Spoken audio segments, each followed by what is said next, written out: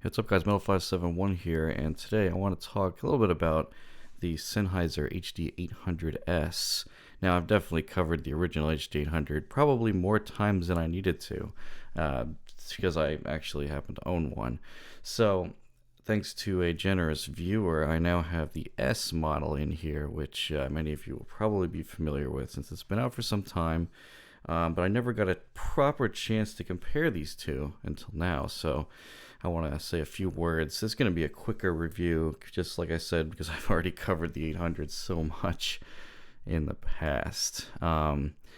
So we're just going to get straight into sound. The bass on the 800S. Now this is one of the most controversial points of the 800S because a combination of Tiles measurements with some independent measurements I've seen from I think Superbest Audio Friends and some others have basically confirmed that there is a higher harmonic distortion in the bass on the 800S. And I want to come in here and say flat out, if you had not told me that those measurements existed, I probably would have just assumed these have slightly more bass. Yes, they do sound like they're slightly more warmed up versus the 800, but the bass level definitely sounds about the same. It's just that there's an illusion because of the extra, apparently second order distortion, most likely, that these have kind of a warmer overall tone to the bass. It sounds like there's more bass, but there really isn't really more bass. But the interesting thing is that I thought this was going to be very not subtle and like not respond well to EQ at all. But what I really did when I reviewed these two headphones, I reviewed them with basically the same EQ, and the first thing that I noticed was that the bass really didn't sound that different. And the difference is actually more subtle than I feel like some people are making it out to be. So if you're worried about the bass, or you're not going to be, well, as long as you're not a bass head, I mean, you probably wouldn't be buying this anyway, because, after a certain point, the bass will eventually break down, and you can't get heavy bass out of these headphones, but you can get a good amount, closer to the Harman target amount of bass without severe harmonic distortion. I would say either of these. Of course, they're still a little bit cleaner, but it's so subtle. Like, it's really not that bad. So like I said, if I had not seen the measurements, I have to admit that definitely biased me against the 800S. But then I went to listen to it, and I'm like, this is really not that bad. So that's what I think about that. Mid-range is basically the same, so I'll skip that. The treble is where the other major difference is, and it's not even that major, but there is, I would say, overall an improvement on the 800S. Now, running my EQ, I found that at 6K, there's definitely about 2 dB, maybe 3. It's more like 2 dB is what it sounds like, less 6K on the 800S's peak.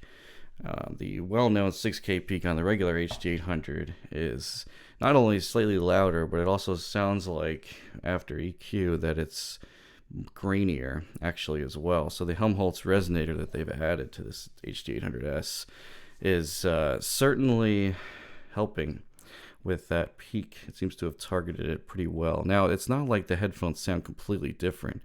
That's still relatively subtle, but it's less subtle definitely than the bass.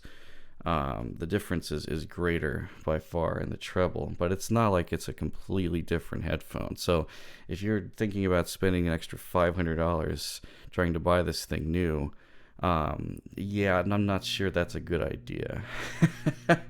And so what I think is really the upshot here, the conclusion for all of this is, I think that generally for most people, the HD800S probably won't be worth it. But hopefully in the future, even used prices will come down further. So I really think the HD800, which has been, I think going something like $650, $700, something like that on the used market, and these are more like $1,000. I think that jumping to this may not really be worth it for most people. But if you want to trade that additional treble resolution and less grain with the 6K peak, or maybe if you just don't want to EQ it at all, then of course the 800S would be a better option.